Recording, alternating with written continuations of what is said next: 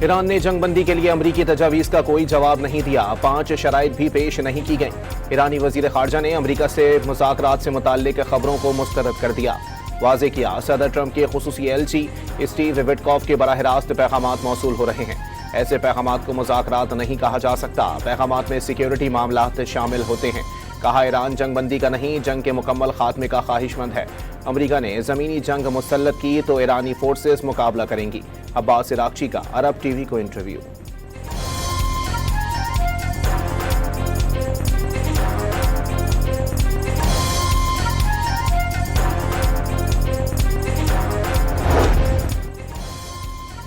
امریکہ ایران جنگ رکوانے کے لیے پاکستان کی سفارتی مشن میں تیزی، بیجنگ میں وزیر خارجہ اسحاق ڈار کی چینی ہم منصب وانگ ای سے اہم ملاقات۔ پاکستان اور چین مشرق وسطی میں امن کے لیے 5 نکاتی مشترکہ اقدامات پر متفق، فوری جنگ بندی اور مذاکرات کا مطالبہ۔ ایران کے خلاف جنگ دوسرے مہینے میں داخل، ٹرمپ کی سوشل میڈیا پوسٹ میں بے صبری نمایاں ہو گئی۔ فرانس پر تنقید سے ظاہر ہوا، صدر ٹرمپ کو معلوم ہو گیا ہے کہ وہ مشکل میں پھنس چکے ہیں۔ امریکی صدر کا مشکل کام مکمل کرنے کے دعوے پر بہت کم ممالک کو یقین ہوگا۔ کوئی بھی ملک آبنائے ہرمز پر ایران کی گرفت کو چیلنج کرنے کو تیار نہیں۔ امریکی جہاز بھی ایسا نہیں کر سکے۔ صدر ٹرمپ کی مذاکرات ٹھیک ہونے کی باتوں کے بھی ٹھوس شواہد نہیں، بی بی سی کا تجزیہ۔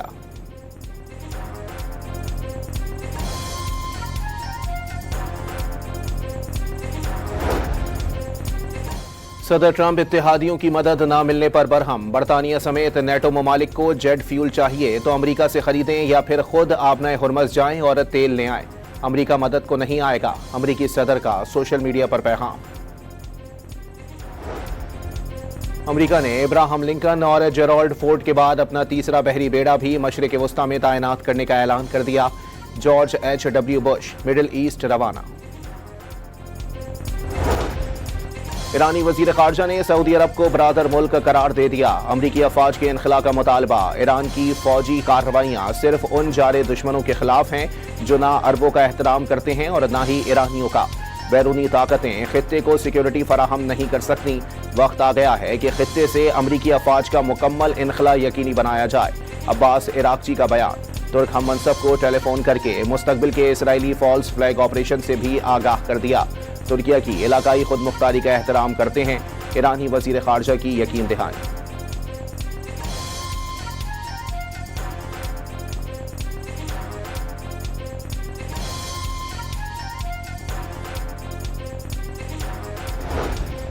ایرانی فوج نے امریکہ کا ایک اور بغیر پائلٹ طیارہ MQ-9 مار گرایا۔ امریکی ڈرون اصفہان کے اوپر پرواز کر رہا تھا، فضائی دفاع نے نشانہ بنایا۔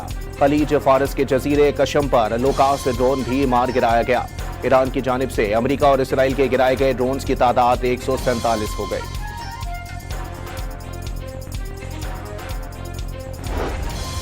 اسرائیل کی لبنان پر وحشیانہ بمباری کا سلسلہ جاری، جنوبی بیروت پر فضائی حملہ کر کے عمارت دھماکے سے اڑا دی۔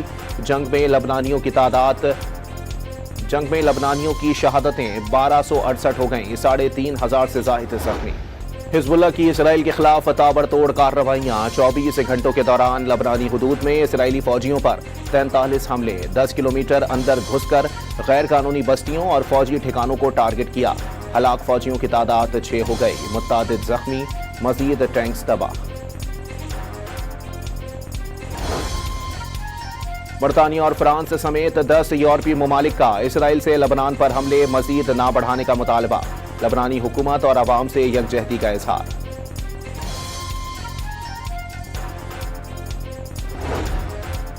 چیچن جانبازوں کا امریکہ اور اسرائیل کے زمینی حملے کی صورت میں فوج ایران بھیجنے کا اعلان۔ حزب اللہ، حوثی اور عراقی الشابی پہلے ہی جنگ میں ایران کے ساتھ شامل ہو چکے۔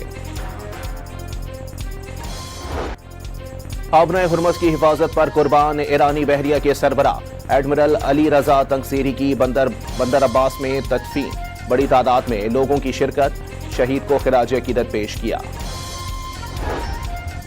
ایران میں امریکہ اور اسرائیل کے لیے کام کرنے والے مزید 54 افراد گرفتار، ملزمان جاسوس نیٹ ورک اور سلیپر سیل چلا رہے تھے۔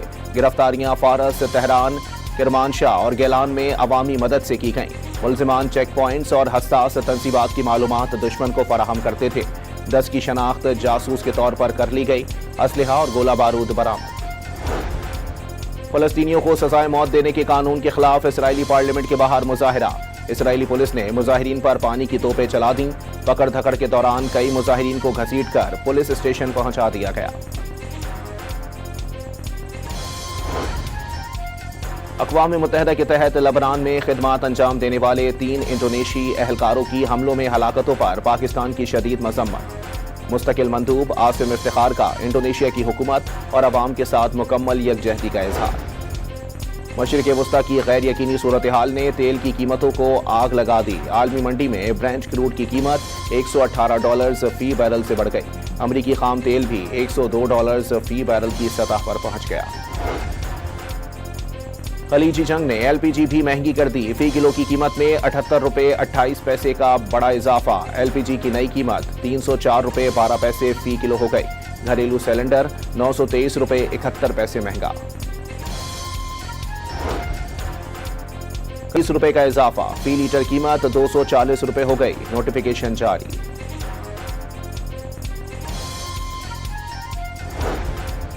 پیٹرولیم مصنوعات پر عام سبسڈی ختم۔ ٹارگیٹڈ سبسڈی دینے پر غور۔ وزیر خزانہ کی زیر صدارت اجلاس میں 4 صوبوں کے وزراء اعلیٰ کا اجلاس۔ غریب طبقے کو ریلیف دینے کے لیے ڈیجیٹل سسٹم کے استعمال کی تجویز کا جائزہ۔ سندھ، پنجاب، بلوچستان اور اسلام آباد میں تعلیمی ادارے آج سے کھل جائیں گے۔ سرکاری اور نجی تعلیمی اداروں میں ہفتے میں 5 روز فزیکل کلاسز ہوں گی۔ ہفتے اور اتوار کو چھٹی۔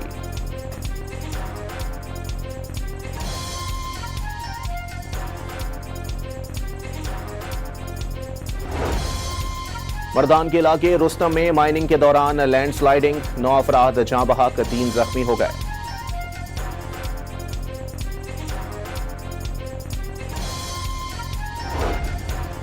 گلوکار علی ظفر کا میشا شفیع کے خلاف ہتک عزت کیس کا فیصلہ۔ عدالت نے گلوکارہ و اداکارہ کو 50 لاکھ روپے ہرجانہ ادا کرنے کا حکم دے دیا۔ علی ظفر نے ہراسانی الزامات لگانے پر گلوکارہ کے خلاف 1 ارب روپے ہرجانے کا دعویٰ دائر کیا تھا۔ میشا شفیع کے وکیل کا فیصلہ چیلنج کرنے کا اعلان۔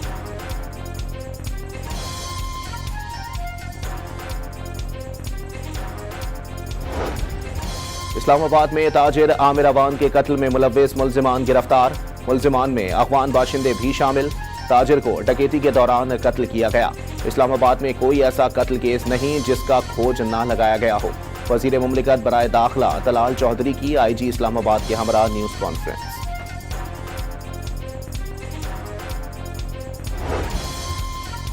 آل پاکستان نیوز پیپرز سوسائٹی کا سالانہ جنرل کونسل اجلاس۔ سینیٹر سرمد علی اے پی این ایس کے بلا مقابلہ صدر، ناز آفرین سینئر نائب صدر منتخب، شہاب زبیری نائب صدر اور اطہر قاضی سیکرٹری جنرل منتخب کر لیے گئے۔